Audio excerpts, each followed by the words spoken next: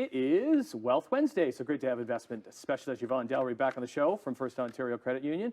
So we are going to talk tax-free savings account. This is a hot topic that we're hearing a lot about this year, and a lot of people don't use them properly, or don't even know what they are. Yes. So you want to start there? Yes. So yeah, it's a hot topic come like January, just because the new contribution limits are announced and people want to kind of jump in and get their contributions in.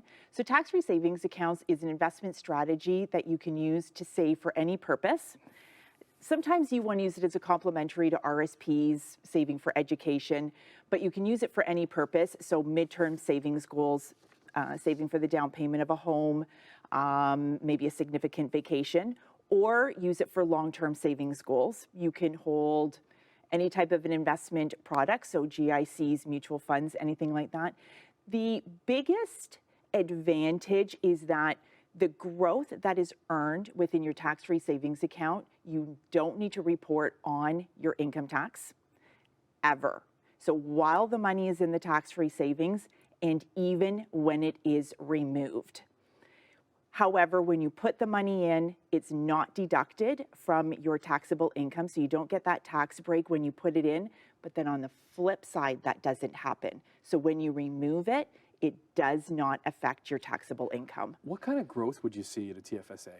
It depends on what you invested in, so you should speak to your investment advisor, figure out what is the purpose of why you're saving the money and what is the best then investment strategy for that. However, the tax savings can really add up if you are tax sheltering products that have the least tax efficiency or the products that have the most growth. So sometimes tax-free savings accounts are misunderstood and they're not used properly. So that's where you should talk to your investment advisor. How are they used improperly?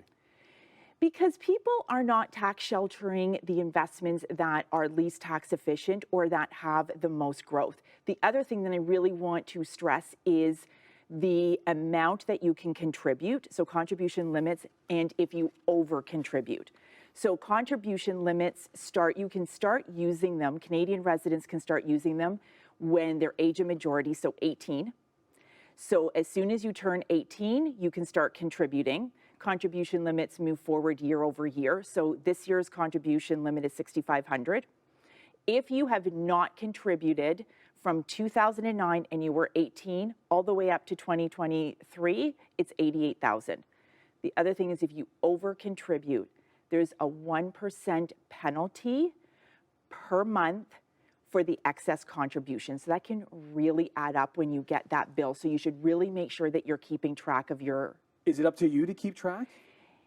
You can go on the CRA website onto your personal account and you can look it up, but I still suggest that you keep track of it yourself because that total can be lacking at the beginning of the year. So institutions will report to Revenue Canada what people have contributed, but they have a time frame in the beginning of the year to be giving those totals. And then by the time they get registered on to your account, there can be a little bit of a lag time. And you do suggest, I guess you could go to anywhere and get a TFSA, but you suggest to work with somebody just to help you out with those investments. Absolutely. Okay. Absolutely. Make sure that you're using them specifically for what they are designed for. Great having you on the show. Always learn something. Okay.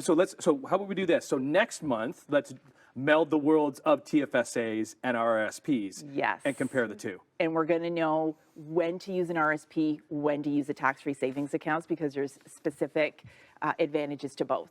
Dream, plan, achieve. Coming up on our next episode of Wealth Wednesday in February. Great to have you on. Yvonne, investment specialist with First Ontario Credit Union.